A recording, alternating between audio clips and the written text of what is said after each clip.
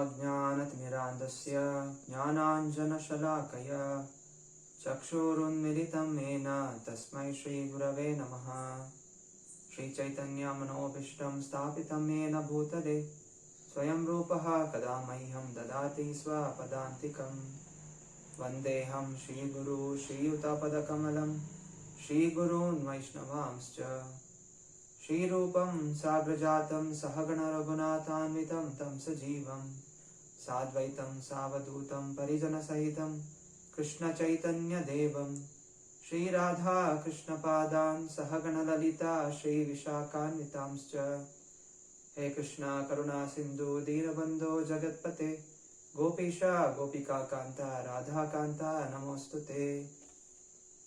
तप्तकाञ्चन गौरांगी राधे वृन्दावनेश्वरी वृषभानुसुते देवी प्रणमामि हरिप्रिये।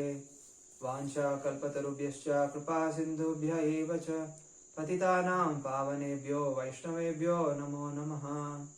जय श्री कृष्ण चैतन्य प्रभु नित्यानंद श्री अद्वैता गदाधर श्रीवासादि गौर भक्तवृंद। हरे कृष्ण कृष्ण कृष्ण हरे हरे हरे राम राम राम हरे हरे। मूकं करोति वाक्चालं पंगुं लंघायते गिरिं यत्कृपाहं तमहं वन्दे श्रीगुरु दीनतारिणं परमानन्दमाधवं श्रीचैतन्यमीश्वरम्। हरे कृष्ण। श्रीमद् भगवद गीता प्रथम अध्याय अर्जुन विषाद योग ಶ್ಲೋಕ 16ರಿಂದ 19 ಚರ್ಚೆ ಮಾಡೋಣ.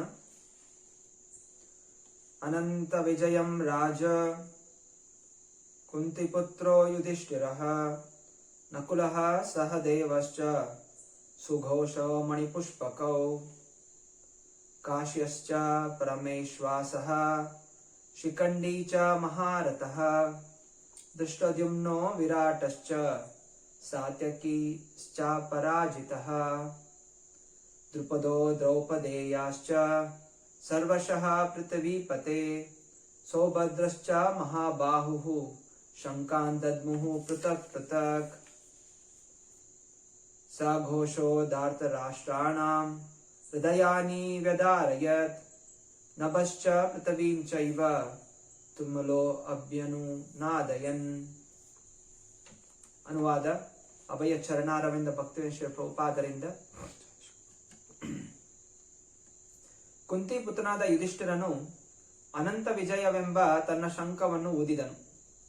ನಕುಲ ಸಹದೇವರು ಸುಘೋಷ ಮತ್ತು ಮಣಿಪುಷ್ಪಕ ಶಂಖಗಳನ್ನು ಊದಿದರು. ಅರಸನೇ, ಮಹಾಧನುರ್ಧರಿಯಾದ ಕಾಶಿರಾಜ, ಮಹಾರಥನಾದ ಶಿಖಂಡಿ, ದೃಷ್ಟದ್ಯುಮ್ನ, ವಿರಾಟ, ಅಜೇಯನಾದ ಸಾತ್ಯಕಿ, ದ್ರುಪದ, ದ್ರೌಪದಿಯ ಮಕ್ಕಳು, ಮಹಾಬಾಹು ಸುಭದ್ರೆಯ ಮಗನೂ ಆದ ಅಭಿಮನ್ಯು ಎಲ್ಲರೂ ತಮ್ಮ ತಮ್ಮ ಶಂಖಗಳನ್ನು ಊದಿದರು. ಈ ಶಂಖಗಳ ನಾದದಿಂದ ತುಮುಲ ಉಂಟಾಯಿತು. ಭೂಮಿ ಮತ್ತು ಆಕಾಶಗಳಲ್ಲಿ ಪ್ರತಿಧ್ವನಿಯನ್ನು ಮಾಡುತ್ತಾ ಅದು ಕೌರವರ ಹೃದಯಗಳನ್ನು ಚೂರು ಚೂರು ಮಾಡಿತು.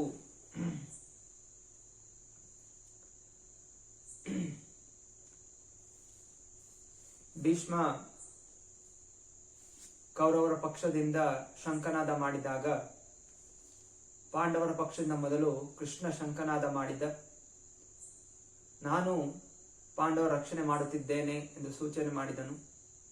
ಅನಂತರ ಬಲಿಷ್ಠನಾದಂಥವನು ಅರ್ಜುನ ಶಂಖನಾದ ಮಾಡಿದ.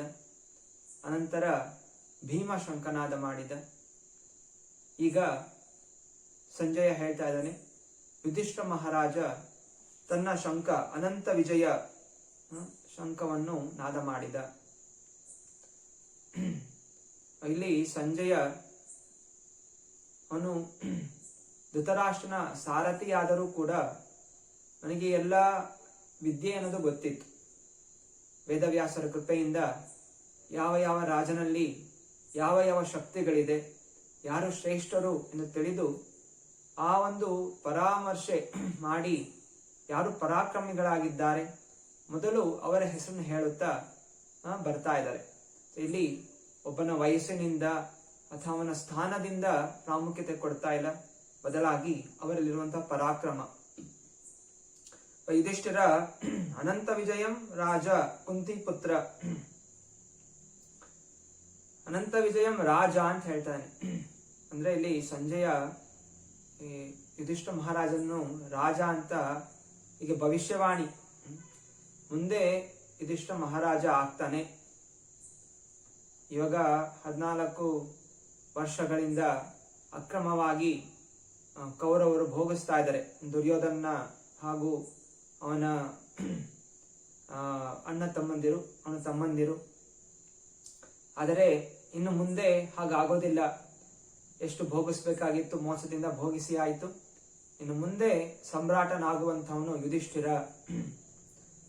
ಹಾಗೂ ಇಲ್ಲಿ ಕುಂತಿ ಪುತ್ರೋ ಯುಧಿಷ್ಠಿರ, ಸಂಜಯ ಕುಂತಿ ಪುತ್ರ ಯುಧಿಷ್ಠಿರ ಅಂತ ಹೇಳ್ತಾ ಇದ್ದಾರೆ. ಯುಧಿಷ್ಠಿರ ತುಂಬಾ ಸಾಧು ವ್ಯಕ್ತಿ, ಹಂಗೆ ತುಂಬಾ ರೋಷಾವೇಶ, ರಾಜಸಿಕ ಗುಣ ಎಲ್ಲ ಇಲ್ಲ. ಅವನು ಯಾವ ಸಾತ್ವಿಕ ಗುಣದವರು. 14 ವರ್ಷ ವನವಾಸದಲ್ಲಿ ಇರಬೇಕಾದ್ರೆ 12 ವರ್ಷ ವನವಾಸ ಅಲ್ಲಿ ಯುಧಿಷ್ಠ ಮಹಾರಾಜ ಅಲ್ಲೇ ಆರಾಮಾಗಿದ್ದ. ಹಂಗೆ ಯಾವತ್ತು ಚಿಂತನೆ ಬರ್ಲಿಲ್ಲ, ನಂಗೆ ರಾಜ್ಯ ಬೇಕು, ಮತ್ತೆ ಪುನಃ ಹೋಗಿ ಆಳ್ವಿಕೆ ಮಾಡಬೇಕು ಅಂತೆಲ್ಲ ಅವ್ನಿಗೆ ಆಸಕ್ತಿ ಇರ್ಲಿಲ್ಲ. ಆಯ್ತು, ಆರಾಮಾಗಿದ್ದೀವಿ, ಎಲ್ಲ ನಮ್ಗೆ ಆಹಾರ ಸಿಗ್ತಾ ಇದೆ, ಋಷಿಗಳೆಲ್ಲ ಇದ್ದಾರೆ ಜೊತೆಯಲ್ಲಿ, ಎಷ್ಟೋ ಸಾವಿರ ಋಷಿಗಳು ಜೊತೆಲಿ ಇದ್ರು. ಅವರಿಂದ ಎಲ್ಲ ಭಗವಂತನ ಉಪದೇಶವನ್ನು ತಿಳ್ಕೊಳ್ತಾ ಕೃಷ್ಣ ಚಿಂತನೆ ಮಾಡುತ್ತಾ ಆರಾಮಾಗಿದ್ದ. ಯುದ್ಧ ಮಾಡಬೇಕು, ಮತ್ತೆ ಪುನಃ ತನ್ನ ರಾಜ ವಾಪಸ್ ಇಟ್ಕೋಬೇಕು, ಇದೆಲ್ಲ ಚಿಂತನೆ, ಆ ವಿಶ್ವಾಸ ಅನ್ನೋದು ಸಾಧಾರಣವಾಗಿ ಅವನಿಗಿರ್ಲಿಲ್ಲ. ಅರೆ ಕುಂತಿ ಪುತ್ರ, ಕುಂತಿ ಮಹಾರಾಣಿ ಅವಳು ಎಲ್ಲ ವಿದ್ಯೆಯನ್ನು ಕಲಿಸಿದ್ದು, ಅವಳು ಧೈರ್ಯವನ್ನು ಉಪದೇಶ ಮಾಡಿರೋ ಕಾರಣ, ಅವಳ ಒಂದು ಸಾಮರ್ಥ್ಯದಿಂದ ಆ ಕುಂತಿ ಪುತ್ರನಾದ ಯುಧಿಷ್ಠಿರ ಶಂಖವನ್ನು ಓದ್ತಾ ಇದ್ದಾನೆ. ಯುಧಿಷ್ಠ ಮಹಾರಾಜನಿಗೆ ಆತ್ಮವಿಶ್ವಾಸ ಅಂತ ಗುಣ ಎಲ್ಲಿಂದ ಬಂದಿದೆ? ಅದು ಕುಂತಿ ಮಹಾರಾಣಿಯಿಂದ. ಕುಂತಿ ಮಹಾರಾಣಿ ಸ್ತ್ರೀಯಾದರೂ ಕೂಡ ಸಕಲ ಧೈರ್ಯವಂತಳು, ವಿದ್ಯಾವಂತಳು, ಎಲ್ಲ ಜ್ಞಾನ ತಿಳಿದಂಥವಳು. ದುರ್ವಾಸ ಮುನಿಗಳನ್ನು ತೃಪ್ತಿಪಡಿಸಿ ದೇವಾಂದೇವತೆಗಳಿಂದ ಅವಳು ಮಕ್ಕಳನ್ನು ಪಡೆದಿದ್ದು. ಅಂತಹ ಮಹಾಸ್ತ್ರೀ, ಅವಳಿಂದ ಬಂದಂತಹ ಗುಣ ಈ ಧೈರ್ಯ, ಆತ್ಮವಿಶ್ವಾಸ ಅನ್ನೋದು ಯುಧಿಷ್ಠಿರ ಮಹಾರಾಜನಿಗೆ ಬಂದಿದೆ. ಮತ್ತೆ ಅವನು ಕೂಡ ಆತ್ಮವಿಶ್ವಾಸದಿಂದ ಶಂಖನಾದ ಮಾಡಿದ. ಅನಂತರ ನಕುಲಃ ಸಹದೇವಶ್ಚ ಸುಘೋಷ ಮಣಿಪುಷ್ಪಕೌ.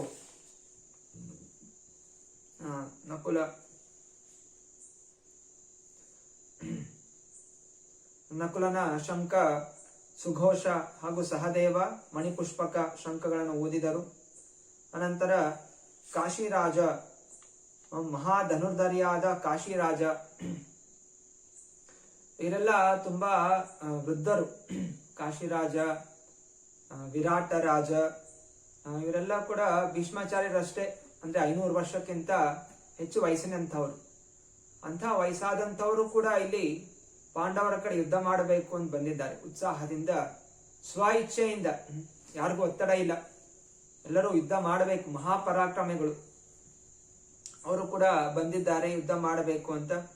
ಅನಂತರ ಶಿಖಂಡಿ, ಮಹಾರಥನಾದಂತಹ ಶಿಖಂಡಿ. ಜನ ಶಿಖಂಡಿ ಅಂದ್ಕೊಂಡ್ರೆ ನಪುಂಸಕ ಅಂತ ತಿಳಿತಾರೆ. ಯಾರೋ ನಪುಂಸಕ ಇದ್ರೆ ಅಥವಾ ಹಿಜ್ರಾಗಳನ್ನು ಶಿಖಂಡಿ ಅಂತ ಕರೀತಾರೆ. ಶಿಖಂಡಿ ಅವರು ಮಹಾಪರಾಕ್ರಮಿಗಳು, ಮಹಾರಥರು. ಒಬ್ಬರೇ ಎಷ್ಟೋ ಸಾವಿರಾರು ಯೋಧರ ಜೊತೆ ಯುದ್ಧ ಮಾಡುವಷ್ಟು ಶಕ್ತಿ ಇದ್ದಂತಹ ಮಹಾರಥ ಶಿಖಂಡಿ. ಸುಮ್ಮನೆ ಜನ ತಿಳಿಯದೆ ಅವರನ್ನು, ಯಾರು ಹಿಜ್ರಾಗಳಿರ್ತಾರೆ ಅವರಿಗೆ ಶಿಖಂಡಿ ಅಂತಾರೆ. ಹೌದು, ಹಿಂದಿನ ಜನ್ಮದಲ್ಲಿ ಅವಳು ಅಂಬಾ ಆಗಿದ್ದು, ಮತ್ತೆ ಕಾಶಿರಾಜನ ಮಗಳಾಗಿ ಹುಟ್ಟಿದ, ಅವಳು ಸ್ತ್ರೀಯಾಗೇ ಇದ್ಲು. ಅದೇ ಕಾಲಕ್ರಮೇಣ ಆ ಸ್ತ್ರೀ ಪುರುಷನಾಗಿ ಬದಲಾದ, ಸಂಪೂರ್ಣವಾಗಿ ಪುರುಷ ದೇಹವನ್ನು ಹೊಂದಿದ್ದ ಅವನು ಶಿಖಂಡಿ. ಅಂದ್ರೆ ಇಲ್ಲೆಲ್ಲೂ ಕೂಡ ಅದು ನಪುಂಸಕನೂ ಅಲ್ಲ ಅಥವಾ ಹಿಜ್ಡಾನೂ ಅಲ್ಲ. ಹೀಗೆ ಮಹಾಪರಾಕ್ರಮಿಯಾದಂಥ ಶಿಖಂಡಿ, ಅವನು ಕೂಡ ಶಂಖವನ್ನು ಓದಿದ್ದಾನೆ. ಅನಂತರ ಅಜೇಯನಾದ ಸಾತ್ಯಕಿ ಯದುವಂಶದವನು, ಅರ್ಜುನನ ಶಿಷ್ಯ, ಅವನು ಕೂಡ ಮಹಾಪರಾಕ್ರಮಿ. ಅನಂತರ ದ್ರೌಪದಿಯ ಮಕ್ಕಳು 5 ಜನ ಮಕ್ಕಳು, ಅವರು ಕೂಡ ಶಂಖವನ್ನು ಊದಿದ್ದಾರೆ. ಅನಂತರ ಸುಭದ್ರೆಯ ಮಗನು ಅಭಿಮನ್ಯು, ಅವನು ಕೂಡ ಶಂಖವನ್ನು ಊದಿದ್ದಾನೆ. ಇಲ್ಲಿ ಅಭಿಮನ್ಯು ಯುದ್ಧ ಭೂಮಿಗೆ ಬಂದಾಗ ಅವನಿಗೆ 15 ವರ್ಷ, 16 ವರ್ಷ ಆಗಿತ್ತು. ಅಂದ್ರೆ ಇಲ್ಲಿ ಎಲ್ಲರೂ ಇದ್ರು, ತಾತ, ಅಪ್ಪ, ಮಕ್ಕಳು, ಮೊಮ್ಮಕ್ಕಳು, ಇಷ್ಟೂ ಜನ. ಭೀಷ್ಮ ಪಿತಾಮಹ ಎಷ್ಟೋ ಹಿರಿಯನು, ಭೀಷ್ಮನ ಮೊಮ್ಮಗ, ಇವರೆಲ್ಲ ಪಾಂಡವರು, ಕೌರವರು. ಮತ್ತೆ ಈ ಯುಧಿಷ್ಠ ಮಹಾರಾಜನ ಮಗ, ಅರ್ಜುನನ ಮಗ ಅಭಿಮನ್ಯು, ಮರಿಮಕ್ಕಳು, ಇವರೆಲ್ಲರೂ ಕೂಡ ಇಷ್ಟು ಜನ ಎಲ್ಲ ಬಂದು ಸೇರಿದ್ದಾರೆ. ಪಾಂಡವರ ಕಡೆ ಎಲ್ಲರೂ ಕೂಡ ಉತ್ಸಾಹದಿಂದ ಬಂದು ಶಂಖವನ್ನು ಊದಿದ್ದಾರೆ. ಇಲ್ಲಿ ಸುಮಾರು ಸಂಜೆ ವಿವರಿಸ್ತಾ ಇದ್ದಾನೆ, 18 ಶಂಖಗಳು, ಅಷ್ಟದಶ ಶಂಖಗಳು ಊದಿತು. ಅವರೆಲ್ಲ ಹೆಸರು ಹೇಳ್ತಾ ಇದ್ದಾರೆ. ಇದು ಒಂದು ಮಂಗಳಮಯವಾದಂತಹ ಸಂಖ್ಯೆ. ಜ್ಯೋತಿಷ್ಯ ಶಾಸ್ತ್ರದಲ್ಲಿ 18 ಶಂಖಗಳು ಊದಿತು ಅಂತ ಹೇಳಿದ್ರೆ ಜಯ ಇವರ ಕಡೆ ಇದೆ ಅನ್ನುವಂತಹ ಸೂಚನೆ. ಆದ್ರೆ ಈ ಕಡೆ ಕೌರವರ ಕಡೆ 1 ಶಂಖನೇ ಊದಿರೋದು.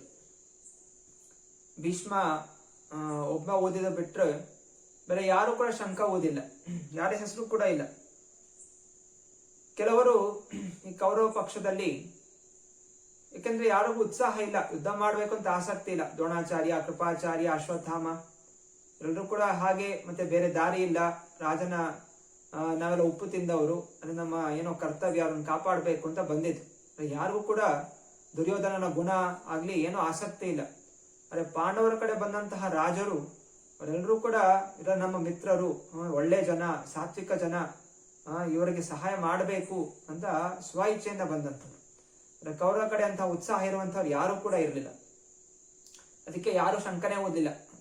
ಇನ್ನು ಕೆಲವರು ಶಂಖ ಯಾಕೆ ಊದಬೇಕು ಅಂತ ಸುಮ್ಮನೆ ಇದ್ರು. ಏನು ವಿಶೇಷ, ಶಂಖ ಊದ್ದೇ ಇದ್ದೀರ ಏನಾಗತ್ತೆ, ಶಂಖ ಊದ್ಬಿಟ್ರೆ ನಿಮ್ ಜಯ ಬಂದ್ಬಿಡುತ್ತೇನಾ, ಸೊ ಅಂತಹ ಚಿಂತನೆಗಳಿರುವಂತವ್ರು.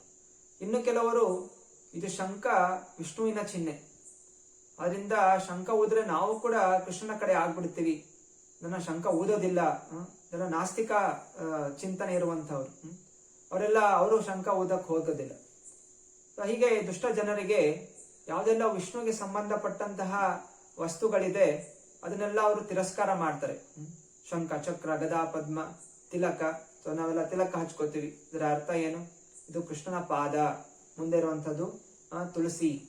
ಹೀಗೆ ನಮ್ಮ ದೇಹದ ಮೇಲೆ 12 ಕಡೆ ಈ ತಿಲಕವನ್ನು ಧಾರಣೆ ಮಾಡೋದ್ರಿಂದ, ಊರ್ಧ್ವಪುಂಡ್ರ ಅಂತ ಹೇಳ್ತೀವಿ ತಿಲಕಕ್ಕೆ, ಧಾರಣೆ ಮಾಡೋದ್ರಿಂದ ದೈಹಿಕವಾಗಿ ಹಾಗೂ ಆಧ್ಯಾತ್ಮಿಕವಾಗಿ ನಮ್ಮ ಆತ್ಮದ ರಕ್ಷಣೆಯು ಕೂಡ ಈ ಗೋಪಿ ಚಂದನ ನಮ್ಮನ್ನು ಮಾಡುತ್ತೆ, ತಿಲಕ ಮಾಡುತ್ತೆ. ಹಾಗೂ ಆಧ್ಯಾತ್ಮಿಕವಾಗಿ ಮುಂದುವರಿಲಿಕ್ಕೆ ನಮ್ಗೆ ಸಹಾಯ ಮಾಡುತ್ತೆ. ಅರೆ ನಾಸ್ತಿಕರಿಗೆ ಇದು ಇಷ್ಟ ಇಲ್ಲ. ಕೃಷ್ಣ ವಿರೋಧಿಗಳಿಗೆ, ವಿಷ್ಣು ವಿರೋಧಿಗಳಿಗೆ ಇದೆಲ್ಲ ಬೇರೆ, ಇದೆಲ್ಲ ನಾವು ಮುಟ್ಟೋದಿಲ್ಲ. ಕೆಲವು ಜನ ಅಸುರರಿದ್ರು, ಅವರು ಗಂಗೆಯಲ್ಲಿ ಸ್ನಾನ ಮಾಡ್ಲಿಕ್ಕೆ ಹೋಗ್ತಾ ಇರಲಿಲ್ಲ. ಯಾಕೆಂದ್ರೆ ಅದು ವಿಷ್ಣು ಪಾದೋದಕ, ವಿಷ್ಣು ಪಾದ ಸ್ಪರ್ಶ ಮಾಡಿ ಹರಿತಾ ಇದ್ದಾಳಲ್ಲ, ಅದರಿಂದ ಆ ನೀರಲ್ಲಿ ನಾವು ಸ್ಪರ್ಶ ಮಾಡೋದಿಲ್ಲ. ಇದೆಲ್ಲ ಆಸುರಿ ಗುಣದವರು. ಹೀಗೆ ಕೆಲವು ಜನ ಯಾರು ಕೂಡ ಊದ್ಲೇ ಇಲ್ಲ. 100 ಜನ ಕೌರವರು, ಅಣ್ಣ ತಮ್ಮಂದರು, ದುರ್ಯೋಧನ ಕಡೆ ಯಾರು ಕೂಡ ಊದ್ಲಿಕ್ಕೆ ಹೋಗಿಲ್ಲ. ಭೀಷ್ಮ ಒಬ್ನೇ ಓದಿದ್ದು. ಭೀಷ್ಮ ಓದಿದಾಗ ಮೊದಲು ಎಲ್ಲ ಉತ್ಸಾಹ ಇತ್ತು, ದುರ್ಯೋಧನಿಗೆ ತುಂಬಾ ಉತ್ಸಾಹ ಬಂತು, ಓ ಭೀಷ್ಮಾಚಾರ್ಯ ನನ್ನ ಕಡೆ ಯುದ್ಧ ಮಾಡ್ತಾ ಇದ್ದಾರೆ ಅಂತ. ಆದ್ರೆ ಯಾವಾಗ ಪಾಂಡವರ ಕಡೆ ಶಂಖಗಳು ಊದಿದ್ರು, ಸಾಘೋಷೋ ಧಾರ್ತರಾಷ್ಟ್ರಾನ ಹೃದಯಾನಿ ವೃದಾರಯತ್ ನವಶ್ಚ ಪೃಥ್ವೀಂ ಚೈವ ತುಮುಲೋ ಅಭ್ಯನನು ನಾದಯನ್. ಈ ಕಡೆ ಶಂಖ ಊದಿದಾಗ ಎಲ್ಲ ಭೂಮಿನೇ ಅಲ್ಲಾಡ್ಲಿಕ್ಕೆ ಶುರು ಆಗೋಯ್ತು. ಹಾಗೂ ಕೌರವ ಪಕ್ಷದ ಹೃದಯ ಉತ್ಸಾಹ ಎಲ್ಲ ಒಡೆದು ನುಚ್ಚು ನೂರಾಗೋಯ್ತು. ಇದು ಆತ್ಮವಿಶ್ವಾಸ. ಎಲ್ಲರೂ ಶಂಖ ಊದಿದಾಗ ಶಂಖದ ನಾದ ಎಂತಹ ಆಸುರಿ ಗುಣ ಇರುತ್ತೆ ಅದನ್ನೆಲ್ಲ ನಾಶ ಮಾಡುತ್ತೆ. ಆ ಶಂಖದ ನಾದ ಎಲ್ಲಿ ತನಕ ಹೋಗುತ್ತೆ ವರ್ಣನೆ ಇದೆ. ಅದು ಪಾತಾಳ ಲೋಕ ತನಕ ಪ್ರವೇಶ ಮಾಡಿ, ಪಾತಾಳ ಲೋಕದಲ್ಲಿ ರಾಕ್ಷಸಿಯರ ಗರ್ಭಿಣಿಯಾಗಿದ್ರೆ ಆ ಗರ್ಭದಲ್ಲಿರುವಂತಹ ಶಿಶು ಕೂಡ ನಡಗ್ಬಿಟ್ಟು ಅದು ಹೊರಗೆ ಬಂದ್ಬಿಡುತ್ತೆ, ಗರ್ಭಪಾತ ಆಗ್ಬಿಡುತ್ತೆ. ಅಷ್ಟು ಶಕ್ತಿ ಇದೆ ಶಂಖದ ನಾದಲ್ಲಿ. ಶಂಖದ ನಾದ ಪ್ರತಿ ದಿವಸ ಒಮ್ಮೆ ಆದ್ರೂ ಮಾಡಬೇಕು, ಮನೆಯಲ್ಲಿ ಶಂಖ ಊದ್ಬೇಕು. ಪುರುಷರು ಶಂಖ ಊದ್ತಾರೆ, ಸ್ತ್ರೀಯರು ಶಂಖ ಊದ್ಲಿಕ್ಕೆ ಹೋಗೋದಿಲ್ಲ.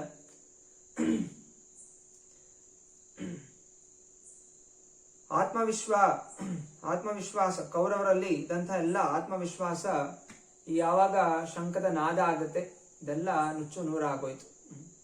ಹೇಗೆ ಕಳ್ಳರಿಗೆ ಹೇಗೆ ಪೊಲೀಸ್ದು ಸೈರನ್ ಸೌಂಡ್ ಬಂದ ತಕ್ಷಣ ಅವ್ರಿಗೆ ಭಯ ನಡಗುತ್ತೋ ಹಾಗೆಯೇ ಇಲ್ಲಿ ಕೃಷ್ಣನ ನಾದ ಮತ್ತೆ ಎಲ್ಲ ಪಾಂಡವರೆಲ್ಲ ಸಜ್ಜನರು ಇವರೆಲ್ಲ ಧಾರ್ಮಿಕವಂತರು.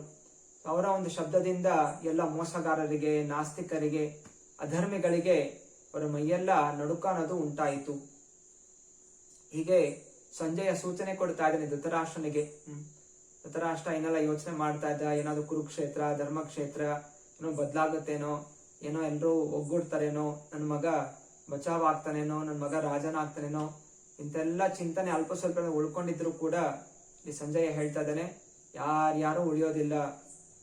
12 ವರ್ಷ ಮೋಸ ಮಾಡಿ ಏನೆಲ್ಲ ನೀವು ಅನುಭವಿಸಿದ್ರಿ, ಇನ್ನು ಮುಂದೆ ಅದು ನಡೆಯೋದಿಲ್ಲ. ಮುಂಚೆನೆ ಸಂಜಯ್ ಧೃತರಾಷ್ಟ್ರನಿಗೆ ಎಷ್ಟೋ ಸಲ ಹೇಳಿದ್ದ, ಬುದ್ಧಿವಾದ ಹೇಳಿದ್ದ, ಮೋಹಿತನಾಗ್ಬೇಡ, ಮಗನ ಮೇಲೆ ಹಾಗೂ ರಾಜ ಅನ್ನುವಂಥ ಸ್ಥಾನದ ಮೇಲೆ ಮೋಹಿತನಾಗ್ಬೇಡ, ಇದು ಸರ್ವನಾಶಕ್ಕೆ ಕಾರಣ ಆಗತ್ತೆ, ಈ ಆಸೆ ಬಿಟ್ಟು ಬಿಡು. ಯುಧಿಷ್ಠ ಮಹಾರಾಜ ಧರ್ಮದ ಪಾಲನೆ ಮಾಡ್ತಾ ಇರುವಂತವನು, ಎಲ್ಲದೂ ಒಳ್ಳೇದಾಗತ್ತೆ ಅಂತ ಎಷ್ಟು ಬೋಧನೆ ಮಾಡಿದ್ರು ಕೂಡ ಧೃತರಾಷ್ಟ್ರ ಅಂದ್ರೇನೆ ಆ ಸ್ಥಾನಕ್ಕೆ, ರಾಷ್ಟ್ರಕ್ಕೆ ಅಂಟುಕೊಂಡಿರುವಂತವನು. ಸ್ಥಾನ ಬೇಕು, ರಾಜನಾಗಿರ್ಬೇಕು. ಮಗ ಎಷ್ಟು ದುಷ್ಟತನ ಮಾಡಿದ್ರು ಕೂಡ ಅದಕ್ಕೆಲ್ಲ ಪ್ರೋತ್ಸಾಹ ಕೊಟ್ಟಂತವನು ಇವನು. ಅದರಿಂದ ಅದರ ಪರಿಣಾಮವಾಗಿ ಎಲ್ಲರ ಸರ್ವನಾಶ ಆಗ್ಲಿಕ್ಕೆ ಈಗ ಶಂಖನಾದ ಆಗ್ತಾ ಇದೆ ಎಂದು ಇಲ್ಲಿ ಸಂಜಯ ಹೇಳ್ತಾ ಇದ್ದಾನೆ. ಇಲ್ಲಿ ಪ್ರಭುಪಾದರು ಕೂಡ ಭಾರತದಲ್ಲಿ ಬರೀತಾರೆ, ಕಾರಣ ಇದು ಧೃತರಾಷ್ಟ್ರನ ತಪ್ಪು. ಧೃತರಾಷ್ಟ್ರ ಮೋಹಿತನಾದ. ಧೃತರಾಷ್ಟ್ರ ಕೇವಲ ಒಂದು ತಂದೆ ಒಂದೇ ಅಲ್ಲ, ಹೌದು ತಂದೆಯು ಮಕ್ಕಳನ್ನು ಪ್ರೀತಿಸ್ಬೇಕು, ಮಕ್ಕಳನ್ನು ಕ್ಷಮಿಸ್ಬೇಕು, ಅವಕಾಶ ಕೊಡಬೇಕು. ಅದೇ ಕೇವಲ ತನ್ನ ಮಗ ಒಬ್ಬನೇ ಅಲ್ಲ, ಅವನು ರಾಜನಾಗಿರುವಂತವನು, ಸಕಲ ದೇಶಕ್ಕೆ ಅವನು ರಾಜ, ಎಲ್ಲಾ ಪ್ರಜೆಗಳು ಕೂಡ ಅವನ ಮಕ್ಕಳು. ಅದರಿಂದ ಎಲ್ಲಾ ಪ್ರಜೆಗಳಿಗೆ ಮೋಸ ಆಗ್ತಾ ಇದೆ. ಕೇವಲ ತನ್ನ ದೇಹದಿಂದ ಬಂದಂತವನು ಈ ಪುತ್ರನಿಗೆ ಮಾತ್ರ ಅವನು ಪಕ್ಷಪಾತ ಮಾಡ್ತಾ ಇರೋ ಕಾರಣ ಇದೆಲ್ಲ ವಿನಾಶಕ್ಕೆ ಕಾರಣ ಆಗುತ್ತೆ. ಮುಂದೆ ಮಹಾಭಾರತ ಯುದ್ಧ ಆದ್ಮೇಲೆ ಎಲ್ಲಾ 100 ಜನ ಕೌರವರು ಸಂಹಾರ ಆಗ್ತಾರೆ. ಅನಂತರ ಭೀಮ ಬಂದಾಗ ಗಾಂಧಾರಿ ಕೌರವರ ತಾಯಿ ಹೋಗಿ ಕೇಳ್ತಾಳೆ, ಹೇ ಭೀಮ, ನೀನು ನನ್ನ ಎಲ್ಲಾ 100 ಮಕ್ಕಳನ್ನು ಸಂಹಾರ ಮಾಡಿದೆ, ಇನ್ ಕಿಂಚಿತ್ಸು ಒಂದು ಭಾವನೆ ಬರ್ಲಿಲ್ಲ, ಒಂದು ಮಗನಾದ್ರೂ ಉಳಿಸ್ಬೇಕು, ಇವಳಿಗೋಸ್ಕರ ಪಾಪ ಹೆಂಗಸು, ವೃದ್ಧ ಹೆಂಗಸು 100 ಮಕ್ಕಳನ್ನು ಹಳೆದಿದ್ದಾಳೆ, ಅವಳಿಗೋಸ್ಕರ ಒಂದು ಮಗನಾದ್ರೂ ಉಳಿಸ್ಬೇಕು ಅಂತ ಭಾವನೆ, ಒಂದು ಕರುಣೆ ಭಾವನೆ ಏನಕ್ಕೆ ಬರ್ಲಿಲ್ವಾ ಅಂತ ಅವಳು ಪ್ರಶ್ನೆ ಮಾಡ್ತಾಳೆ. ಆಗ ಭೀಮ ಪ್ರತ್ಯುತ್ತರ ಕೊಡ್ತಾನೆ, ಹೇ ತಾಯಿ, ನೀನು 100 ಮಕ್ಕಳನ್ನು ಹಡೆದೆ, ಆ 100 ಮಕ್ಕಳಲ್ಲಿ ಒಂದು ಮಗನನ್ನಾದ್ರೂ ಸಜ್ಜನನಾಗಿ ಬೆಳೆಸ್ಬೇಕು ಅಂತ ನಿನ್ಗೆ ಬುದ್ಧಿ ಬರ್ಲಿಲ್ವಾ ಅಂತ ಭೀಮ ಪ್ರಶ್ನೆ ಮಾಡ್ತಾನೆ. ಭೀಮ ಹೀಗೆ ಯಾವುದಕ್ಕೂ ಹೆದರೋದಿಲ್ಲ. ಯುಧಿಷ್ಠ ಮಹಾರಾಜ ಸ್ವಲ್ಪ ನಮ್ರ ಭಾವನೆ ಇರ್ತಾನೆ. ಅದೇ ಭೀಮ ಎದುರು ಅದಕ್ಕೆ ಸರಿಯಾಗಿ ಶಾಸ್ತ್ರೋಕ್ತವಾಗಿ ಉತ್ತರ ಕೊಡ್ತಾನೆ. ಇಲ್ಲಿ ಭೀಮ ಹೇಳಿದ್ದು ತಂದೆ ತಾಯರ ಕರ್ತವ್ಯ. ಮಕ್ಕಳನ್ನು ಭಕ್ತಿ ಮಾರ್ಗದಲ್ಲಿ ಒಳ್ಳೆಯ ಸಂಸ್ಕಾರ ಕೊಡುವಂಥದ್ದು ತಂದೆ ತಾಯರ ಕರ್ತವ್ಯ. ಮಗ ಹಾಳಾದ ಅಂತ ಹೇಳಿದ್ರೆ ಮೊದಲು ದೋಷ ಬರದೆ ತಂದೆ ತಾಯರಿಗೆ. ಅದರಿಂದ ಗರ್ಭದಾನ ಸಂಸ್ಕಾರ ಅನ್ನೋದು ಮಾಡಬೇಕು. ವಿವಾಹ ಆಗ್ಲಿಕ್ಕಿಂತ ಮುಂಚೆ ಎಲ್ಲ ಜಾತಕ ನೋಡಿ, ಅದು ಒಳ್ಳೆಯ ಸಂತಾನ, ಒಳ್ಳೆಯ ಹುಡುಗ, ಒಳ್ಳೆಯ ಹುಡುಗಿ, ಇಬ್ಬರ ಗುಣಗಳು ಚೆನ್ನಾಗಿದೆ ಅಂತ ನೋಡಿ ವಿವಾಹ ಆಗಬೇಕು.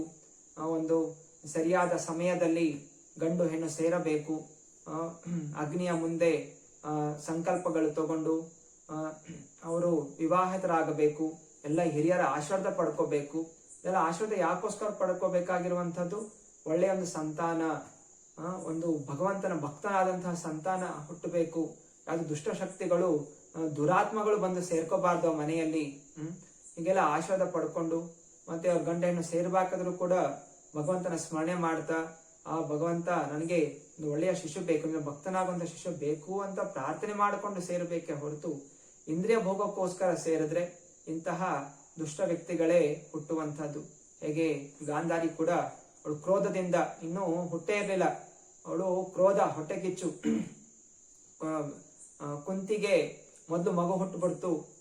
ತನ್ನ ಪತಿ ಧೃತರಾಷ್ಟ್ರನಿಗೆ ಆಸೆ ಇತ್ತು, ನಾನು ರಾಜನಾಗದೆ ಇದ್ರು ಕೂಡ ನನ್ಗೊಬ್ಬ ಮಗ ಹುಟ್ಟಿದ್ರೆ ಹಿರಿಯ ಮಗ ಹುಟ್ಟಿದ್ರೆ ಅವನು ರಾಜನಾಗಿ ಅವನು ರಾಜನ ತಂದೆ ಆಗಿರ್ಬೋದು ಅಂತ ಆಸೆ ಇತ್ತು. ಆದ್ರೆ ಅದು ಕೂಡ ಆಗ್ಲಿಲ್ಲ ಅಂತ ಹೇಳಿ ಕ್ರೋಧದಿಂದ ತನ್ನ ಗರ್ಭದ ಮೇಲೆ ಹೊಡಿತಾಳೆ. ಆವಾಗಲೇ ಆ ಮಾಂಸದ ಖಂಡ ಹೊರಗೆ ಬರುತ್ತೆ. ಮತ್ತೆ ಅದರಿಂದ 100 ಭಾಗಗಳನ್ನು ಮಾಡಿ ಎಲ್ಲ ಕೌರವರು ಹುಟ್ಟುತ್ತಾರೆ. ಅಂದ್ರೆ ಆ ಕ್ರೋಧ, ಅಸೂಯೆ ಭಾವನೆಯಿಂದ ಹುಟ್ಟಿದಂತಹ ಮಕ್ಕಳು. ಅಂದ್ರೆ ಅಂತಹ ಭಾವನೆ ಇರೋ ಕಾರಣ ಅಂತಹ ದುರಾತ್ಮರೇ ಬಂದು ಅಲ್ಲಿ ಸೇರ್ಕೋತಾರೆ ಅನ್ನೋದು ಇಲ್ಲಿ ಸ್ಪಷ್ಟವಾಗಿ ಹೇಳ್ತಾ ಇದ್ದಾರೆ. ಈ ಕಡೆ ಪಾಂಡವರು ಕುಂತಿ ಮಹಾರಾಣಿ ಶ್ರದ್ಧಾ ಭಕ್ತಿಯಿಂದ ಪತಿ ಆದೇಶದಿಂದ ಎಲ್ಲಾ ದೇವತೆಗಳ ಸ್ಮರಣೆ ಮಾಡುತ್ತಾ ಧರ್ಮರಾಜ, ವಾಯುಪುತ್ರ, ಇಂದ್ರನಿಂದ ಮತ್ತೆ ಅಶ್ವಿನಿ ಕುಮಾರರಿಂದ ಸ್ಮರಣೆ ಮಾಡ್ತಾ ದಿವ್ಯವಾದಂತಹ ಮಕ್ಕಳನ್ನು ಕುಂತಿ ಮಹಾರಾಣಿ ಹಡಿದ್ಲು.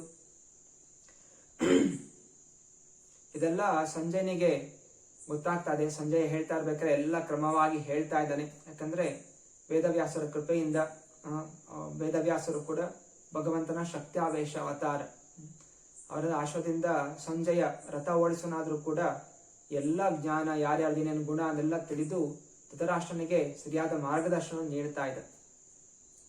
ಇಲ್ಲಿ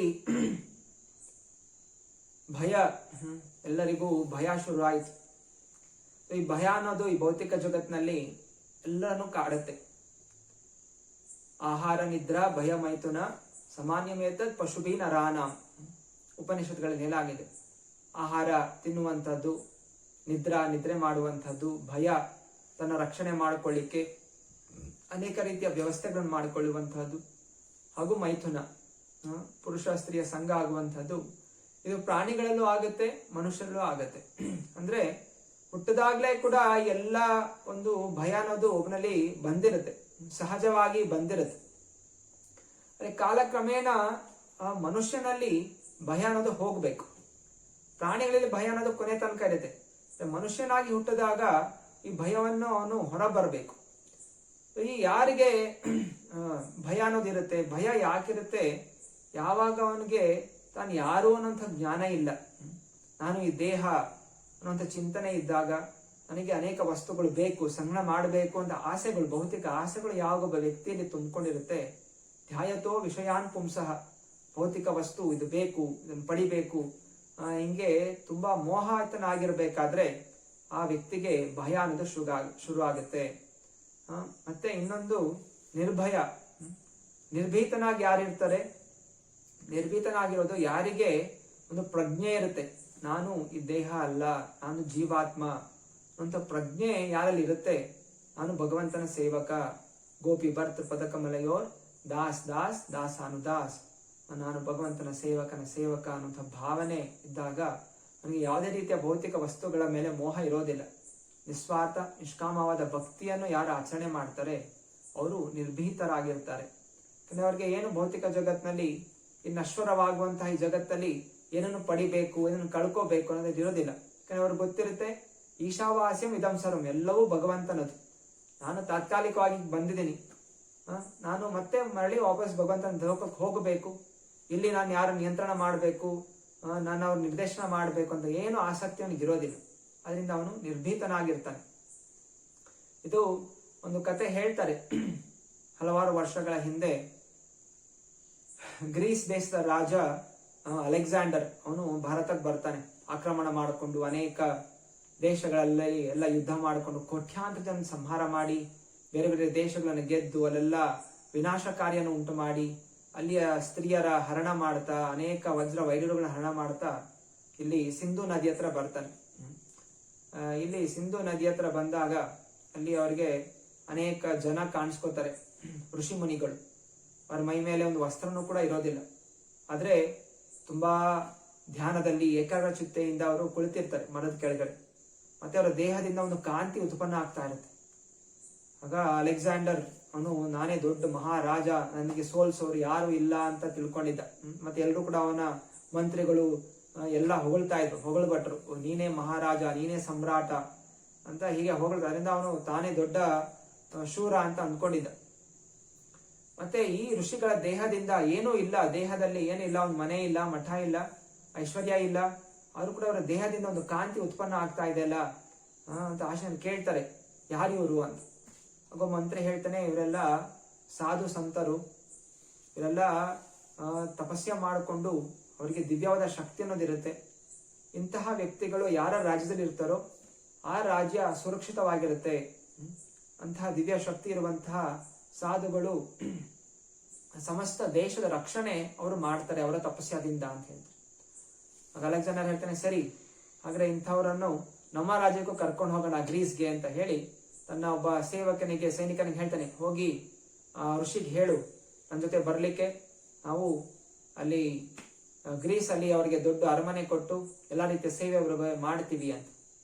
ಮತ್ತೆ ಹಾಗೆ ಸೈನಿಕ ಹೋಗಿ ಒಬ್ಬ ಸಾಧನಿಗೆ ಹೇಳ್ತಾನೆ, ಅಲೆಕ್ಸಾಂಡರ್ ಮಹಾರಾಜ ಹೇಳಿದ್ದಾನೆ ನೀವು ಗ್ರೀಸ್ಗೆ ಬರಬೇಕು, ನಿಮ್ಗೆ ಎಲ್ಲಾ ರೀತಿಯ ವ್ಯವಸ್ಥೆಗಳು, ಸೈನಿಕರು, ಸೇವಕರು, ಬಟ್ಟೆ, ಮನೆ ಎಲ್ಲ ಕೊಡ್ತಾರೆ ಅಂತ.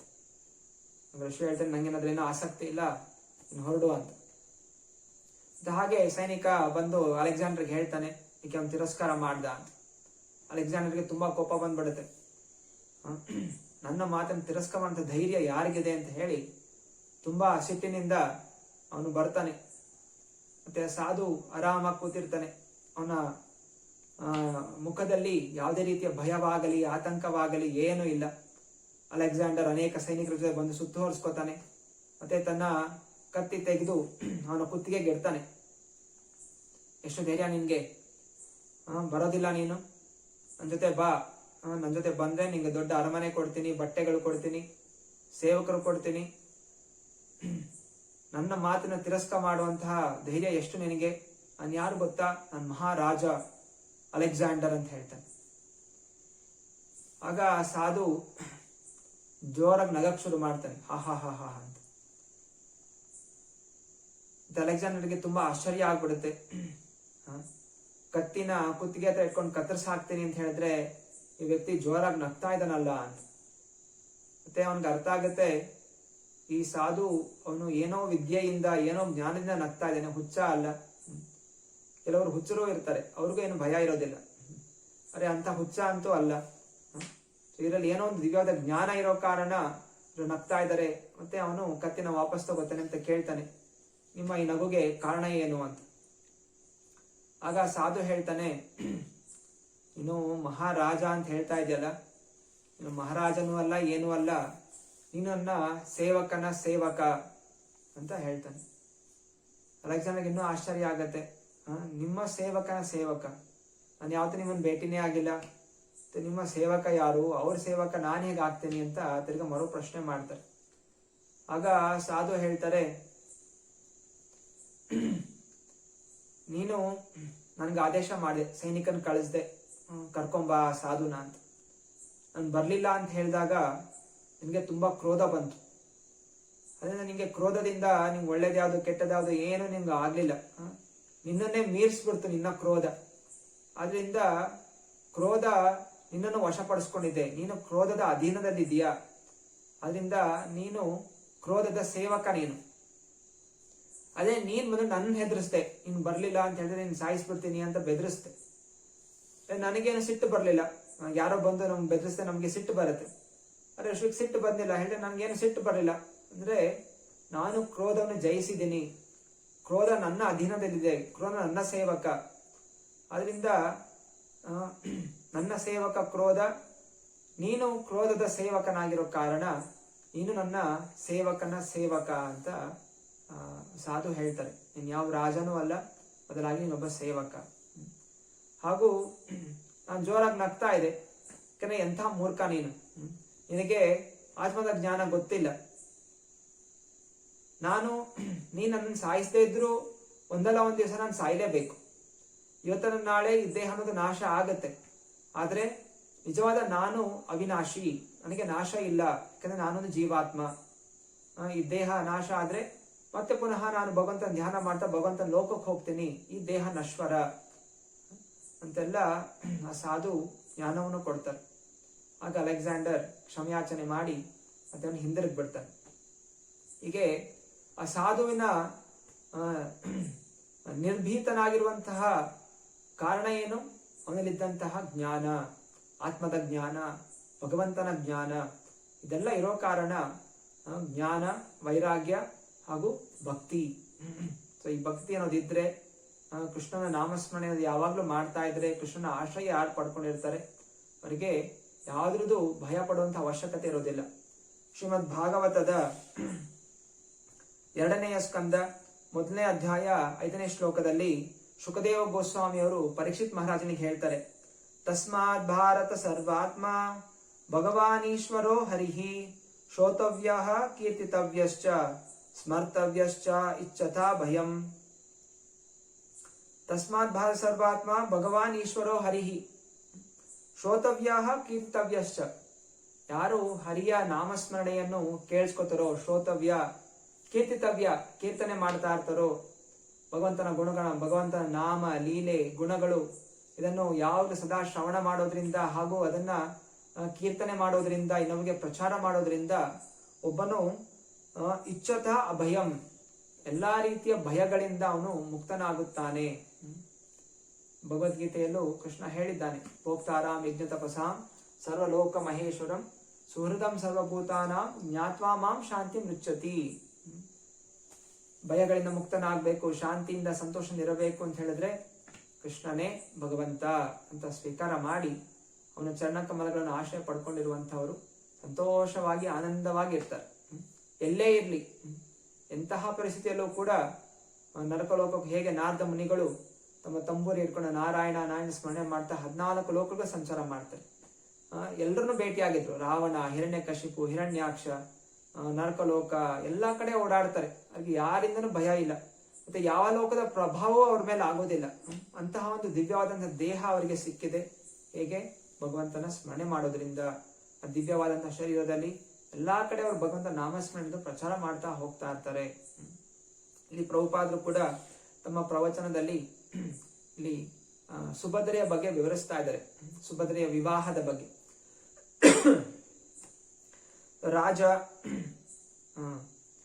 ರಾಜರ ಒಂದು ಎಲ್ಲ ಗುಣ, ಕ್ಷತ್ರಿಯ ಧರ್ಮದಲ್ಲಿ ವಿವಾಹ ಆಗೋದು ಅಂತ ಹೇಳಿದ್ರೆ ಕೆಲವೊಮ್ಮೆ ಒಂದು ಸ್ವಯಂವರಕ್ಕೆ ಹೋಗ್ತಾರೆ. ಸ್ವಯಂವರದಲ್ಲಿ ಏನೊಂದು ಸ್ಪರ್ಧೆ ಇರುತ್ತೆ, ಆ ಸ್ಪರ್ಧೆಯಿಂದ ಜಯಿಸಿ ವಿವಾಹಿತರಾಗ್ತಾರೆ.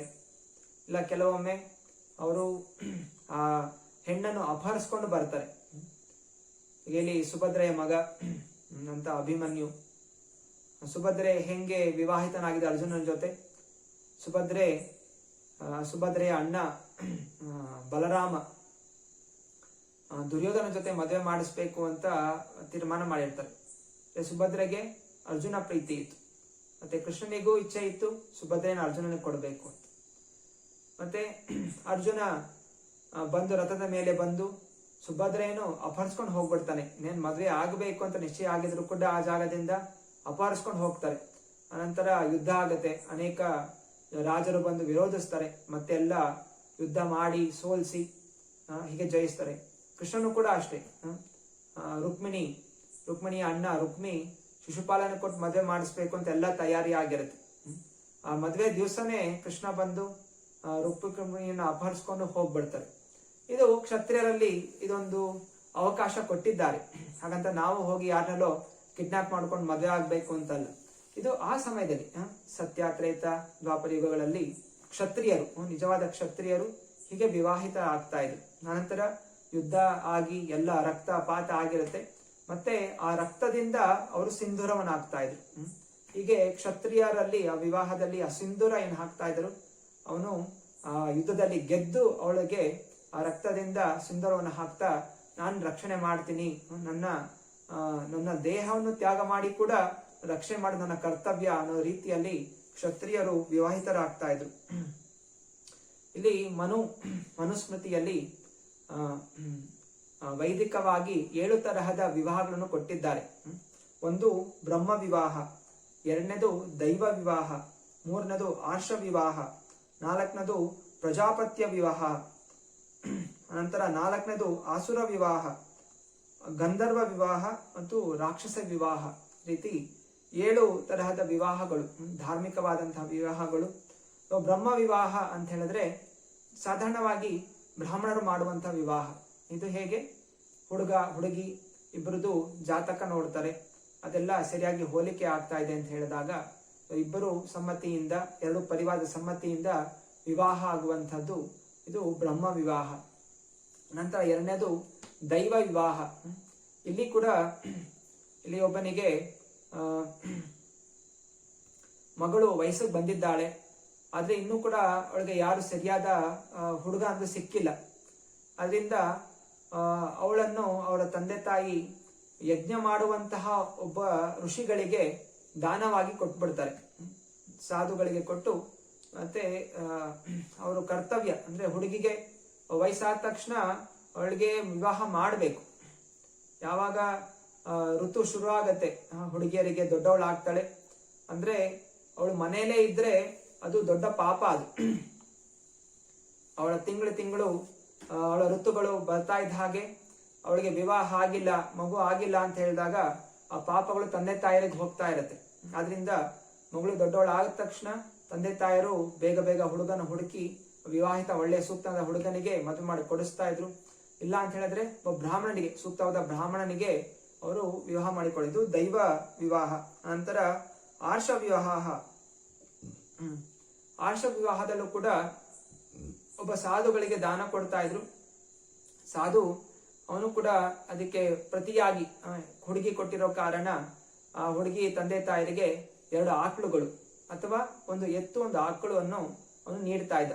ಸೊ ಹೀಗೆ ಆಕಳುಗಳ ಬದಲಾಗಿ ಹೆಣ್ಣನ್ನ ಇಸ್ಕೊಂಡು ಸ್ವೀಕಾರ ಮಾಡಿ ವಿವಾಹ ಆಗ್ತಾ ಇರುವಂತಹ ಆರ್ಷ ವಿವಾಹ. ನಂತರ ಪ್ರಜಾಪತ್ಯ ವಿವಾಹ. ಸೊ ಪ್ರಜಾಪತ್ಯ ವಿವಾಹ ಸಾಧಾರಣ ಕ್ಷತ್ರಿಯರು. ಇಲ್ಲೂ ಕೂಡ ಸೂಕ್ತವಾದಂತಹ ಗಂಡು ಹೆಣ್ಣು ರಾಜರು ನೋಡ್ತಾ ಇದ್ರು.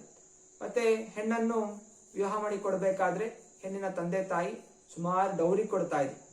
ಬ್ರಾಹ್ಮಣ ವಿವಾಹದಲ್ಲಿ ಡೌರಿ ಇರಲಿಲ್ಲ. ಈ ಪ್ರಜಾಪತ ವಿವಾಹದಲ್ಲಿ ಹುಡುಗಿಯ ತಂದೆ ತಾಯಿ ರಾಜ ಕಳಿಸ್ಕೊಡ್ತಾ ಇದ್ದ ಮುತ್ತು, ರತ್ನ, ಹವಳ, ಆನೆಗಳು, ಅನೇಕ ಸೈನಿಕರು, ಹೀಗೆಲ್ಲ ಕಳಿಸ್ಕೊಡ್ತಾ ಇದ್ದ ಹುಡುಗಿಯ ಜೊತೆ. ಅಂದ್ರೆ ಪ್ರೀತಿಯಿಂದ, ಯಾವುದು ಒತ್ತಡ ಇಲ್ಲ. ತನ್ನ ಮಗಳು ಹೋಗ್ತಾ ಇದ್ದಾಳೆ, ಅದ್ರ ಸೇವೆಗೋಸ್ಕರ ಇದೆಲ್ಲ ಇರ್ಲಿ ಅಂತ ಹೇಳಿ ಜೊತೆಲಿ ಕಟ್ಟು ಕಳಿಸ್ತಾ ಇದ್ದ. ಅದು ಇವತ್ತಿನ ದಿವಸ ಕಿರುಕುಳ ಕೊಟ್ಟು ಮಾಡುವಂತಹ ಡೌರಿ ಅಲ್ಲ, ಇದು ಕ್ಷತ್ರಿಯರು ಮಾಡ್ತಾ ಇದ್ದಂಥದ್ದು. ಸಾಧಾರಣವಾಗಿ ಬೇರೆ ಜನರು ಇದೆಲ್ಲ ಡೌರಿ ಅಂತ ಕೊಡ್ತಾ ಇರಲಿಲ್ಲ. ನಂತರ ಅಸುರ ವಿವಾಹ. ಅಸುರ ವಿವಾಹ ಅಂತ ಹೇಳಿದ್ರೆ ಹುಡುಗನಿಗೆ ಹುಡುಗಿ ಸಿಗ್ತಾ ಇರೋದಿಲ್ಲ. ಅದರಿಂದ ಹೋಗಿ ಹುಡುಗಿಯ ತಂದೆ ತಾಯರಿಗೆ ಕೇಳ್ಕೊಂಡು ಹೇಗಾರು ಮಾಡಿ ಮಗನ ಮದುವೆ ಮಾಡಿಸಿ ಅಂತ ಹೇಳಿ ಹುಡುಗನ ಕಡೆಯವರೇ ದುಡ್ಡು ಕೊಡೋದು ಹುಡುಗಿಗೋಸ್ಕರ. ಹುಡುಗಿ ಮನೆಯವರಿಗೆ ನಾವು ಇಷ್ಟು ದುಡ್ಡು ಕೊಡ್ತೀವಿ, ದಯವಿಟ್ಟು ನಿಮ್ಮ ಹುಡುಗಿ ನಮ್ಮ ಹುಡುಗನ್ ಕೊಟ್ಟು ಮದುವೆ ಮಾಡಿಸಿ ಅಂತ ಹೀಗೆ ಮದುವೆ ಆಗುವಂತಹದ್ದು ಇದು ಅಸುರ ವಿವಾಹ. ಗಂಧರ್ವ ವಿವಾಹ. ಗಂಧರ್ವ ವಿವಾಹ ಇದು ಹುಡುಗ ಹುಡುಗಿಯರು ಅವರ ಪರಸ್ಪರ ಪ್ರೀತಿಯಿಂದ ಅವರು ಮದುವೆ ಆಗುವಂಥದ್ದು. ಇವತ್ತಿನ ತರ ಅದು ಲವ್ ಸ್ಟೋರಿ ಅಲ್ಲ. ಏನೋ ಅಲ್ಲಿ ಕಾಲೇಜಲ್ಲಿ ಹುಡುಗ ಹುಡುಗಿ ನೋಡಿ ಲವ್ ಅಟ್ ಫಸ್ಟ್ ಸೈಟ್ ಅಂದ್ಕೊಂಡು ನಮ್ಗೆ ಪ್ರೀತಿ ಬೆಳೀತಾ ಇದೆ, ನಾವಿಬ್ರು ಇದೆಲ್ಲ ಕಾಮದಿಂದ, ದೇಹದ ಒಂದು ಆಕರ್ಷಣೆಯಿಂದ, ಬುದ್ಧಿ ಇಲ್ಲದೆ ಆಕರ್ಷಣೆ ಆಗಿ ಮಾಡ್ತಂತ ಇದು ಪ್ರೀತಿ ಗಂಧರ್ವ ವಿವಾಹ ಅಲ್ಲ. ಗಂಧರ್ವ ವಿವಾಹದಲ್ಲಿ ಆ ಪುರುಷ ಯೋಗ್ಯವಾದಂತಹ ಸ್ತ್ರೀಯನ್ನು ನೋಡಿ ಅವನು ಆಕರ್ಷಣನಾಗ್ತಾ ಇದ್ದ. ಅವರ ತಪಸ್ಸುಗಳು ಆ ರೀತಿ ಇರ್ತಾ ಇತ್ತು. ಹೇಗೆ ಶಾಂತನು ಗಂಧರ್ವ ಇದು ಗಂಗೆಯನ್ನು ನೋಡಿ ಆಕರ್ಷಿತನಾದ, ಮಾದ್ರಿಯನ್ನು ನೋಡಿ ಆಕರ್ಷಿತನಾದ. ಶಾಂತನು ಕ್ಷತ್ರಿಯನಿದ್ದ. ಅರೆ ಮಾದ್ರಿ ಆ ಸಮಯದಲ್ಲಿ ದೋಣಿ ಓಡಿಸ್ತಾ ಇದ್ದು. ಅರೆ ಮಾದ್ರಿ ನಿಜವಾಗ್ಲೂ ಆ ದೋಣಿ ಓಡಿಸುವಂತಹ ಮಗಳಲ್ಲ. ಅದು ಅವಳು ಆಕ್ಚುಲಿ ರಾಜಕನ್ಯೆ. ಅವಳನ್ನ ಎಲ್ಲೋ ಬಿಟ್ಟಿದ್ರು. ಅನಂತರ ಆ ದೋಣಿ ಓಡಿಸೋನು ಅವಳನ್ನ ಸ್ವೀಕಾರ ಮಾಡಿದ್ದ, ಬೆಳೆಸ್ತಾ ಇದ್ದ. ಅರೆ ಶಾಂತನು ಅವಳು ನೋಡಿ ಅವನಿಗೆ ಒಂದ್ ರೀತಿ ಆಕರ್ಷಣೆ ಆಗ್ತಾ ಇತ್ತು. ಇದು ದೋಣಿ ಓಡಿಸೋಳು ಅಲ್ಲ ಇವಳು, ಇಲ್ಲ ಏನೋ ಒಂದು ಕ್ಷತ್ರಿಯ ಗುಣ ಇದೆ ಅಂತ ಹೇಳಿ ಆಕರ್ಷಿತನಾಗ್ತಾ ಇದ್ದ. ಹಾಗೆ ಅನೇಕ ಇತಿಹಾಸದಲ್ಲಿ ಕಥೆಗಳು ಬರುತ್ತೆ. ಅವರು ಆ ಕ್ಷತ್ರಿಯನ ನೋಡಿದ್ರೆ ಆಕರ್ಷಣೆ ಆಗ್ತಾ ಇತ್ತು. ಹೀಗೆ ಇಂತಹ ಒಂದು ವಿವಾಹಗಳು ಅದು ಗಂಧರ್ವ ವಿವಾಹ. ಆ ವರ್ಣಾಶ್ರಮದ ತಿಳಿದು ಯಾವ ಹುಡುಗನಿಗೆ ಗೊತ್ತಾಗ್ತದೆ ಯಾವ ವರ್ಣದವಳು, ಯಾವ ಆಶ್ರಮದ ಯಾವ ವರ್ಣದಲ್ಲಿದ್ದಾಳೆ. ಬ್ರಾಹ್ಮಣನಿಗೆ ಬ್ರಾಹ್ಮಣ, ಕ್ಷತ್ರಿಯನಿಗೆ ಕ್ಷತ್ರಿಯ, ವೈಶ್ಯರಿಗೆ ವೈಶ್ಯ, ಶೂದ್ರರಿಗೆ ಶೂದ್ರ. ಸೊ ಆ ಗುಣದಲ್ಲೇ ಅವರು ನೋಡಿ ವಿವಾಹಿತರಾಗ್ತಾ ಇದ್ರು. ಹೀಗೆ ಅದು ಗಂಧರ್ವ ವಿವಾಹ. ನಂತರ ರಾಕ್ಷಸ ವಿವಾಹ. ರಾಕ್ಷಸ ವಿವಾಹ ಅಂತ ಹೇಳಿದ್ರೆ ಅಪಹರಿಸೋದು. ಹೇಗೆ ಕೃಷ್ಣ ರುಕ್ಮಿಣಿಯನ್ನು ಅಪಹರಿಸಿದ. ವಿವಾಹ ಆಗಲೇ ಶುರು ಆಗಿತ್ತು. ಅರೆ ಅವಳು ಪತ್ರ ಬರೆದು, ರುಕ್ಮಿಣಿ ಪತ್ರ ಬರೆದು, ನನ್ ಕಾಪಾಡು, ನನಗೆ ಇವ್ನು ಇಷ್ಟ ಇಲ್ಲ, ಇನ್ನೇನೇ ಮದ್ವೆ ಆಗ್ಬೇಕು ಅಂತಿದ್ದೀನಿ. ಸುಭದ್ರೆಯು ಕೂಡ ಅರ್ಜುನ ಕೇಳ್ಕೊಂಡಿದ್ಲು, ಇನ್ನೇನೇ ಮದ್ವೆ ಆಗ್ಬೇಕು. ಹೀಗೆ ಅವನು ಆ ಮದುವೆ ಒಂದು ಮಂಟಪದಿಂದ ಬಂದು ಅಪಹರಿಸ್ಕೊಂಡು ಹೋಗ್ತಾ ಇದ್ದ. ಇದು ರಾಕ್ಷಸ ವಿವಾಹ. ಇದು ಕ್ಷತ್ರಿಯರು ಇದೆಲ್ಲ ಮಾಡ್ತಾ ಇದ್ರು. ಹೀಗೆ ಒಬ್ಬ ಬ್ರಾಹ್ಮಣ 4 ಪತ್ನಿಯರನ್ನು ಸ್ವೀಕಾರ ಮಾಡ್ಬೋದಿತ್ತಂತೆ. ಅಂದ್ರೆ ಬ್ರಾಹ್ಮಣ ಒಂದು ಬ್ರಾಹ್ಮಣಿಯನ್ನು, ಕ್ಷತ್ರಿಯಳನ್ನು, ವೈಶ್ಯಳನ್ನು, ಶೂದ್ರಳನ್ನು, 4 ವಿವಾಹವನ್ನು ಮಾಡ್ಬೋದು. ಕ್ಷತ್ರಿಯ 3 ವಿವಾಹ ಮಾಡ್ಕೋಬಹುದು, ವೈಶ್ಯ 2 ವಿವಾಹ ಮಾಡ್ಕೋಬಹುದು, ಶೂದ್ರ ಕೇವಲ 1 ವಿವಾಹ ಮಾತ್ರ ಮಾಡ್ಕೋಬಹುದು. ಹೀಗೆ ಮನುಸ್ಮೃತಿ ವಿವರಿಸುತ್ತೆ. ಸೊ ಕಲಿಯುಗದಲ್ಲಿ ಎಲ್ಲರೂ ಶೂದ್ರರೇ. ಇಲ್ಲೆಲ್ಲರೂ ಶೂದ್ರ ಆಗಿರೋ ಕಾರಣ ಈ ಕಲಿಯುಗದಲ್ಲಿ ಕೊಟ್ಟಿರೋದಂತೂ 1 ವಿವಾಹ ಅಷ್ಟೇ. ಹರೇ ಕೃಷ್ಣ.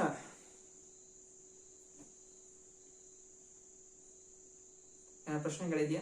ಹರೇ ಕೃಷ್ಣ ಪ್ರಭು.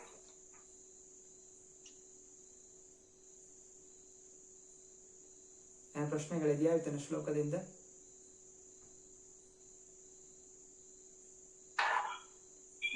ಹರೇ ಕೃಷ್ಣ ಗುರುಜಿ.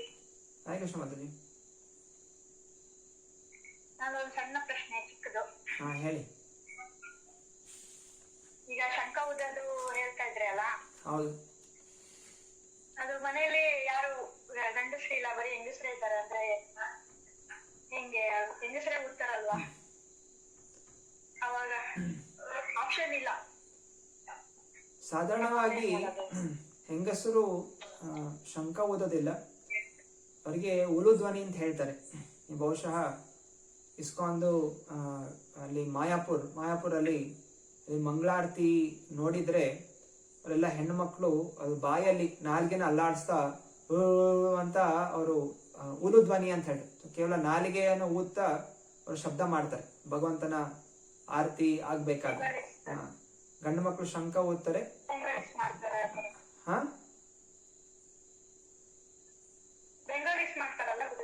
ಹೌದು ಹೌದು, ಅದು ಉಲು ಧ್ವನಿ ಅಂತ. ಸೊ ಹೆಣ್ಣು ಮಕ್ಕಳು ಹಾಗೆ ಉಲು ಧ್ವನಿ ಮಾಡ್ತಾರೆ, ಬಾಯಲ್ಲಿ ಹಾಗೆ ಶಬ್ದ ಮಾಡೋದು ಭಗವಂತನ ಆರತಿ ಆಗ್ತಾ ಇದೆ ಅಂತ. ಸೊ ಅವ್ರಿಗೆ ಹೆಣ್ಮಕ್ಳಿಗೆ ಆ ರೀತಿ ಮಾಡಕ್ ಹೇಳಿರುವಂತದ್ದು. ಗಂಡಸರು ಶಂಖ ಊದ್ತಾರೆ. ಅಲ್ಲ, ಆದ್ರೆ ಅವ್ರು ಹೇಳ್ದಂಗೆ ಆಪ್ಷನ್ ಇಲ್ಲ. ಮನೇಲಿ ಗಂಡಸರು ಊದಕ್ಕೆ ಇಷ್ಟ ಪಡಲ್ಲ, ನಮಗೆ ಅದ್ರ ವೈಬ್ರೇಷನ್ ಬೇಕು. ಉಲಧ್ವನಿ ಮಾಡಿದ್ರೆ ಆಯ್ತು, ಉಲಧ್ವನಿ ಮಾಡಿದ್ರೆ ಆಯ್ತು ಹೆಣ್ಣು ಮಕ್ಕಳು. ಅದ್ ಮಾಡಕ್ ಬರ್ದೇ ಹೋದ್ರೆ ಶಂಖನೇ ಬೇಕು ಅಂತ ಆಸೆ ಆದ್ರೆ ತಪ್ಪ ಮಾಡಬಾರ್ದ? ಅದೇ ಸಾಧಾರಣವಾಗಿ ಮಾಡೋದಿಲ್ಲ, ಅದಕ್ಕೆ ಹೆಣ್ಮಕ್ಳಿಗೆ ಉಲಧ್ವನಿ ಮಾಡ್ತಾ ಅವ್ರ ಆರತಿ ಬೆಳಗ್ಬೋದು.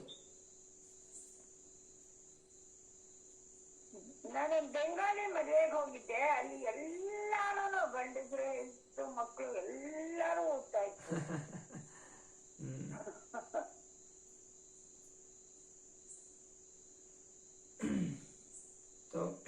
ಪ್ರತಿಯೊಬ್ಬರು ಕೆಲವು ನಿಯಮಗಳು ಕೊಟ್ಟಿದ್ದಾರೆ, ಪ್ರತಿಯೊಬ್ಬರ ಕರ್ತವ್ಯಗಳಿರುತ್ತೆ. ಅದರಿಂದ ಹೇಳ್ತಾರೆ ಪ್ರತಿಯೊಬ್ಬನು ಅವನ ಸ್ವಧರ್ಮ, ಆ ಧರ್ಮವನ್ನು ಅವ್ರು ಆಚರಣೆ ಮಾಡಬೇಕು. ಯಾವಾಗ ಅವರವರ ಧರ್ಮ ಬಿಟ್ಟು ಬೇರೆಯವರ ಧರ್ಮ ಆಚರಣೆ ಮಾಡ್ಲಿಕ್ಕೆ ಹೋಗ್ತಾರೆ ಮತ್ತೆ ಎಲ್ಲ ಏರುಪೇರು ಆಗತ್ತೆ. ಅವರವರ ಒಂದು ದೇಹದಲ್ಲಿ ಯಾವ ಧರ್ಮವನ್ನು ಆಚರಣೆ ಮಾಡಬೇಕು ಅದನ್ನು ಮಾಡೋದ್ರಿಂದ ಪ್ರಕೃತಿಯ ಜೊತೆ ಒಂದು ಸಮಾಗಮ ಇರುತ್ತೆ. ಪ್ರಕೃತಿ ಕೂಡ ಸ್ಪಂದಿಸುತ್ತೆ. ಪ್ರತಿಯೊಬ್ಬರೊಂದೊಂದು ಕರ್ತವ್ಯಗಳಿದೆ. ಹಾಗೆ ವರ್ಣಾಶ್ರಮ ಹೇಗಿದೆ, ಬ್ರಾಹ್ಮಣ, ಕ್ಷತ್ರಿಯ, ವೈಶ್ಯ, ಶೂದ್ರ, ಬ್ರಹ್ಮಚಾರಿ, ಗೃಹಸ್ಥ, ವಾನಪ್ರಸ್ಥ, ಸನ್ಯಾಸಿ, ಹಾಗೆ ಗಂಡು ಹೆಣ್ಣು. ಸೊ 2 ದೇಹಗಳಿದೆ ಜೀವಾತ್ಮಕ್ಕೆ. ಸೊ ಆ ದೇಹದಲ್ಲಿ ಅವರವರ ಏನು ಕರ್ತವ್ಯಗಳಿದೆ ಅದನ್ನ ಅವರವ್ರ ಪಾಲನೆ ಮಾಡೋದ್ರಿಂದ ಎಲ್ಲವೂ ಮಂಗಳಮಯವಾಗತ್ತೆ. ಹೆಣ್ಣು ಗಂಡಿನ ಕೆಲಸ ಮಾಡಬೇಕು ಅಂತಿಲ್ಲ, ಗಂಡು ಹೆಣ್ಣಿನ ಕೆಲಸ ಮಾಡಬೇಕು ಅಂತಿಲ್ಲ. ಅವರವರ ಕೆಲಸಗಳನ್ನು ಮಾಡಿದ್ರೆ ಅದಕ್ಕೆ ಏನು ಫಲ ಸಿಗುತ್ತೆ ಅದರಲ್ಲಿ ಅವರು ತೃಪ್ತರಾಗಿರಬೇಕು.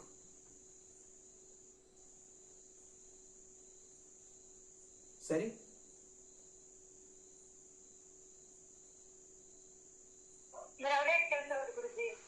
ಈಗ ಹೆಣ್ಮಕ್ಳು ಓದ್ತಾ ಇದಾರೆ, ನನ್ ಮುಂದೆ ಓದ್ತಾರೆ. ಈಗ ಅವಾಗ ಏನ್ ಹೇಳೋದು ಅವ್ರಿಗೆ? ಇಷ್ಟು ದಿನ ಮಾಡ್ಕೊಂಡ್ ಬಂದಿದ್ದಾರೆ ಒಂದು 3-4 ವರ್ಷದಿಂದ, ಏನ್ ಹೇಳೋದು ಅವ್ರಿಗೆ? ಹೇಳ್ಬಹುದು ಇನ್ ಮುಂದೆ ಉಲಧ್ವನಿ ಮಾಡಿ ಅಂತ. ಗೊತ್ತಿಲ್ಲ, ಅನೇಕ ಜನ ಅನೇಕ ವಿಷಯಗಳು ಮಾಡ್ತಾ ಇರ್ತಾರೆ. ಯಾವಾಗ ಜ್ಞಾನ ಸಿಗ್ತಾ ಇದೆ, ಮತ್ತೆ ಜ್ಞಾನ ಯಾವುದು ಅದಕ್ಕೆ ಅಲ್ವಾ ಸಂಗತ್ಯಾಗ ಚತುರ್ವೃತ್ತಿ. ಯಾವುದು ಒಳ್ಳೇದಿರುತ್ತೆ ಅದನ್ನು ಸ್ವೀಕಾರ ಮಾಡಬೇಕು, ಯಾವ್ದು ಕೆಟ್ಟದಿರುತ್ತೆ ಅದನ್ನು ಬಿಡಬೇಕು. ಜ್ಞಾನ ಬರ್ತಾ ಇದ್ದ ಹಾಗೆ ಹೌದು, ಎಲ್ಲರೂ ತಮ್ಮ ಜನ್ಮದಿಂದ ಊಹಾತ್ಮಿಕ ಚಿಂತನೆಗಳಿಂದ ಅನೇಕ ಜನ ಅನೇಕ ವಿಷಯಗಳನ್ನು ಪಾಲನೆ ಮಾಡ್ತಾ ಇರ್ತಾರೆ. ಯಾವಾಗ ರೂಲ್ಸ್ ಗೊತ್ತಾಗತ್ತೆ ಮತ್ತೆ ರೂಲ್ಸ್ ಪ್ರಕಾರ ನಡೆಯುವಂಥದ್ದು ಒಳ್ಳೆಯ ಗುಣ. ಇಲ್ಲ ನಾನು ಮಾಡ್ತಾ ಇದ್ದೆ, ನಾನು ಹಿಂಗೆ ಮಾಡ್ಕೊಂಡ್ ಬಂದಿದ್ದು, ನಮ್ಮ ಜಾತಿಯವ್ರು ಹೀಗೇನೆ. ಅನೇಕ ಜನ ಹೇಳ್ತಾರೆ ನಮ್ಮ ಜಾತಿಯಲ್ಲಿ ಹಿಂಗೆ ಪೂಜೆ, ನಮ್ಮ ಜಾತಿಯಲ್ಲಿ ಹಿಂಗೆ ಪದ್ಧತಿ. ಅದಕ್ಕೆ ಭಗವಂತ ಹೇಳಿ ಸರ್ವಧರ್ಮಾನ್ ಪರಿತ್ಯಜ್ಯ ಮಾಮೇಕಂ ಶರಣಂ ರಜ. ಏನೆಲ್ಲ ಮಾಡ್ತಾ ಇದ್ದೀರಾ, ಅದೇ ಇವಾಗ ನಾನು ಹೇಳಿದ್ದೀನಲ್ಲ, ಮತ್ತೆ ಇವಾಗ ನಾನು ಹೇಳ್ದಂಗೆ ಮಾಡಿ, ನನ್ನ ಒಂದು ನಿರ್ದೇಶನಕ್ಕೆ ಬನ್ನಿ ಅಷ್ಟೇ.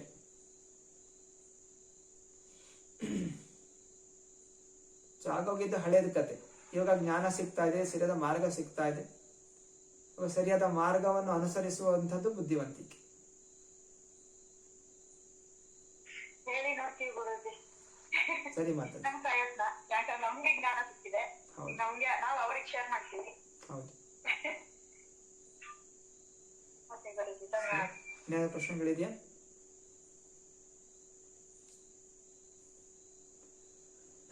ಹರೇ ಕೃಷ್ಣ. ಮತ್ತೆ ಪುನಃ ನಾವು ಬರೋ ಸೋಮವಾರ ಭೇಟಿ ಆಗೋಣ, ಸಂಜೆ 8 ರಿಂದ 9 ಗಂಟೆ. ಅಲ್ಲಿಂದ ದಯವಿಟ್ಟು ಎಲ್ಲರೂ ಕೂಡ ಭಗವದ್ಗೀತೆಯನ್ನು ಓದಿ ಅರ್ಥ ಮಾಡ್ಕೊಳ್ಳಿ, ಭಗವಂತನ ನಾಮಸ್ಮರಣೆಯನ್ನು ಮಾಡಿ. ಹರೇ ಕೃಷ್ಣ ಕೃಷ್ಣ ಕೃಷ್ಣ ಹರೇ ಹರೇ, ಹರೇ ರಾಮ ರಾಮ ರಾಮ ಹರೇ ಹರೇ.